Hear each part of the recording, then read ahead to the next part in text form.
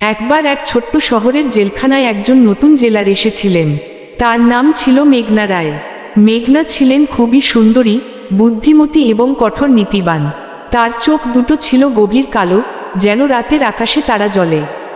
চুলগুলো লম্বা, কুচকুচে কালো, আর হাসিটা এমন মিষ্টি যে দেখলেই মন ভরে যায়। কিন্তু তার ভিতরে ছিল লোহার মতো শক্ত একটা মন। জেলখানার কয়েকজন পুলিশ অফিসার ছিলেন খুবই খারাপ প্রকৃতির। তাদের নেতৃত্বে ছিলেন sub inspector Rahul Sen, constable Biplab, Amit আর সুমন। এরা সবাই মিলে জেলখানার ভিতরে অনেক অন্যায় করত। বিশেষ করে নতুন মহিলা কর্মী বা বন্দিনীদের সাথে অসভ্য আচরণ করত। মেঘনা জেলার হিসেবে যোগ দেওয়ার পর থেকে এদের চোখ পড়ল তার উপর। একদিন রাতে জেলখানার পুরনো অংশে একটা জরুরি মিটিং ডাকা হলো। মেঘনা জেলারকে বলা হলো যে কিছু গোপন তথ্য আছে, যা শুধুমাত্র তাকেই জানানো যাবে। মেঘনা সন্দেহ করলেও দায়িত্ববোধে সেখানে গেলেন। সেখানে গিয়ে দেখলেন 4 জন পুলিশ অফিসার মদ খেয়ে বসে আছে। দরজা বন্ধ করে দিয়ে তারা হাসতে হাসতে বলল, জেলার সাহেবা, আজ রাতটা আমাদের সাথে কাটান, আমরা আপনাকে অনেক আনন্দ দেব। মেঘনা শান্ত গলায় বললেন, এটা কি বলছেন আপনারা? আমি আপনাদের জেলার, এমন অসভ্যতা করবেন না। কিন্তু তারা কোনো কথা শুনল না। রাহুল এগিয়ে এসে মেঘনার হাত চেপে ধরল। বিপ্লব আর অমিত তাকে জড়িয়ে ধরতে চাইল। সুমন দরজা আটকে রাখল। সারা রাত ধরে তারা মেঘনার সাথে অসভ্য আচরণ করতে লাগল। চিৎকার করলে কেউ শুনবে না, কারণ এটা জেলখানার সবচেয়ে নির্জন অংশ। মেঘনা অনেক চেষ্টা করলেন নিজেকে বাঁচাতে, কিন্তু 4 জনের সামনে একা মেয়ের পক্ষে সম্ভব ছিল না। তারা হাসতে হাসতে বলছিল, আজ তোমাকে আমাদের রানী বানাবো। জেলার হয়ে এসেছো, এখন আমাদের খেলার পুতুল হবে। মেঘনা কাঁদছিলেন না, তার চোখে জ্বলছিল আগুন। তিনি মনে মনে বলছিলেন, আজকের রাতটা আমি ভুলব না, আর তোমরাও ভুলতে পারবে না। সারা রাত তারা মেঘনার সাথে জোর করে অসভ্যতামি করল। মেঘনা শুধু চুপ করে সহ্য করলেন। কোনো কথা বললেন না, কোনো প্রতিবাদ করলেন না। শুধু তার মনের ভিতরে একটা পরিকল্পনা তৈরি হচ্ছিল। ভোরের আলো ফুটতেই তারা মেঘনাকে ছেড়ে দিল।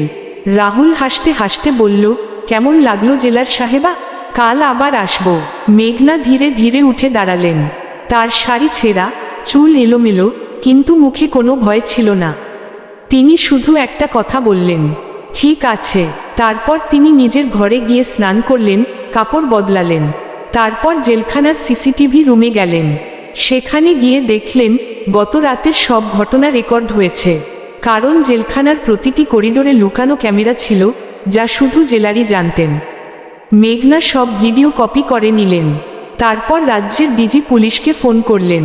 তিনি বললেন, স্যার, আমার জেলখানায় গুরুতর অপরাধ হয়েছে। আমি নিজেই ভিকটিম, 4 জন অফিসার জড়িত। আমি প্রমাণসহ সব পাঠাচ্ছি।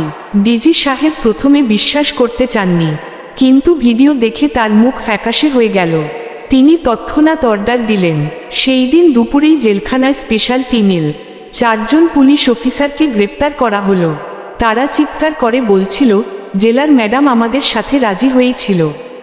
এটা মিথ্যা, কিন্তু ভিডিওতে স্পষ্ট দেখা যাচ্ছিল যে মেঘনা বারবার না বলছেন, চিৎকার করছেন, আর তারা জোর করে তাকে ধরে রাখছে। মেঘনা জেলার সেই সময় শান্ত গলায় বললেন, আমি জেলার, আমার দায়িত্ব হলো এই জেলখানাকে নিরাপদ রাখা। যারা এখানে অন্যায় করে তাদের শাস্তি আমিই দেব। 4 জনকে সাসপেন্ড করা হলো। তারপর তাদের বিরুদ্ধে ধর্ষণের চেষ্টা, অসভ্য আচরণ, কর্তব্যে অবহেলা সব অভিযোগে মামলা দায়ের করা হলো। কোর্টে যখন মামলা চলছিল, তখন মেঘনা নিজে সাক্ষী দিলেন। তার কথা শুনে সবাই চুপ হয়ে গেল। তিনি বললেন, আমি একজন মহিলা, কিন্তু আমি জেলার। আমার শরীরকে তারা ছুঁয়েছে, কিন্তু আমার সম্মান ছুঁতে পারেনি।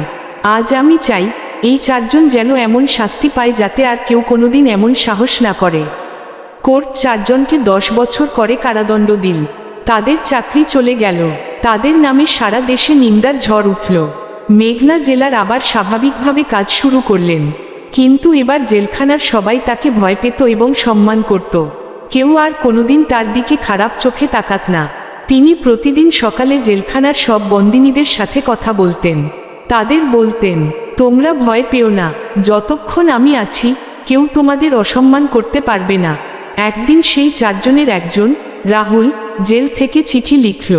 তাতে লেখা ছিল, ম্যাডাম, আমরা ভুল করেছি, আপনি আমাদের ক্ষমা করুন। মেঘনা চিঠিটা পড়ে হাসলেন, তারপর উত্তর লিখলেন, ক্ষমা করা আমার কাজ নয়, বিচার করা আমার কাজ। তোমরা যা করেছ তার ফল তোমাদের ভোগ করতে হবে। শুধু এটুকু বলি, যদি আবার জীবনে ফিরে আসো তাহলে মানুষ হয়ে ফিরো।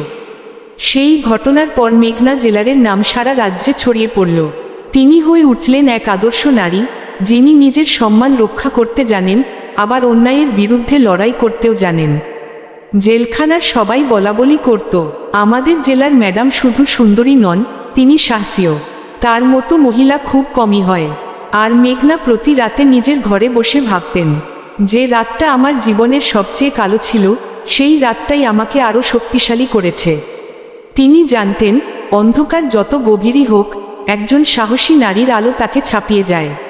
এটি একটি কাল্পনিক গল্প, বাস্তবে এমন ঘটনা ঘটলে অবশ্যই আইনি ব্যবস্থা নেওয়া উচিত।